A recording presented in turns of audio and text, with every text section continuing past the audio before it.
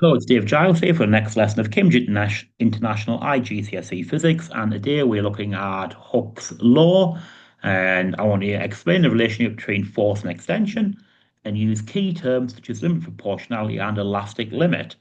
Okay, so a little starter question is describe the shape changes of each of these three shapes. So the first one here is bending. The second one here, you might say a squash, better term is compress. And the third one is stretching. So just quick three key terms we're going to use quite a bit here, especially compress and stretch. So to the right are seven identical springs.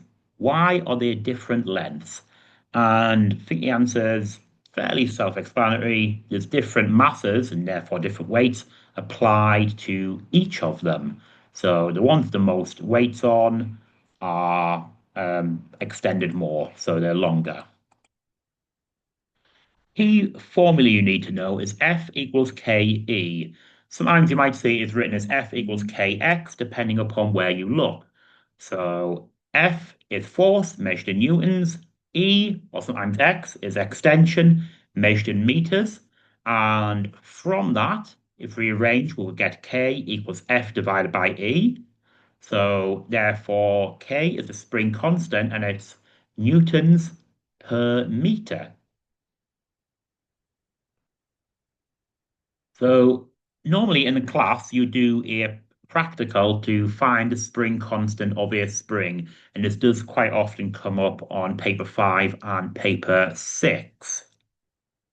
So what you do is you take your spring and you line up generally the bottom of the ruler, so the top of the ruler with the bottom of the spring, so not the O. Now it looks like it's been lined up with the O. It should be lined up in line with here, and you have to make sure that your eyes are level with the end of the spring to reduce parallax error. Other note, while you are doing this practical, you should wear safety goggles as the spring can snap and can be quite dangerous if that happens. You then record the extension, or you record a new length, subtract from the original. Now, if you have the original length set at 0, that does make it easier for you. And you record it, and then you'll plot a graph of force against extension, and your gradient will give you the spring constant. Now, Hooke's law states that the force applied to a spring is directly proportional to the extension of the spring. So that's something you need to know. However, there is a little bit extra to that. Up to the limit of proportionality of the spring. Okay, so it's the formula I've already gave you.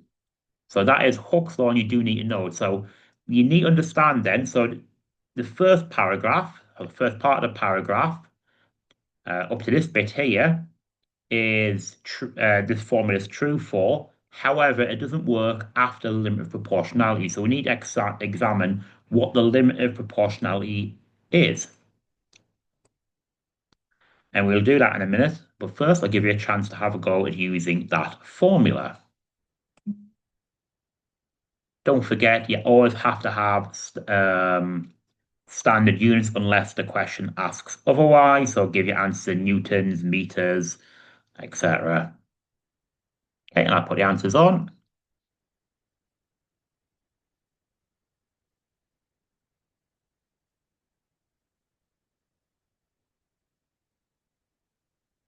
Okay, moving on.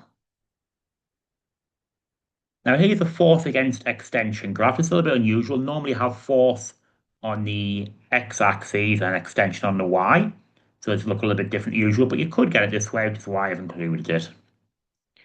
You can see every time I add a newton, it is extending by 2 centimeters. Until here, it's no longer a straight line. It's starting to bend a little bit. So here, it's extending more. So that 1 Newton extra weight has now caused it to extend by about 3 centimeters instead. And now the extra Newton there from 5 to 6 newtons has made it extend by an extra 4 centimeters. Now, this bit here is known as the limit of proportionality. So this is where it stops obeying Hooke's law. Actually, that line is in the wrong place, I've just noticed. Wait a second. I will just adjust it because it looks like it should be a little bit earlier than that. Nope. So it's about there where it no longer obeys Hooke's law. So when a spring goes beyond its limit of proportionality, it no longer obeys Hooke's law. A small force will now cause a large extension.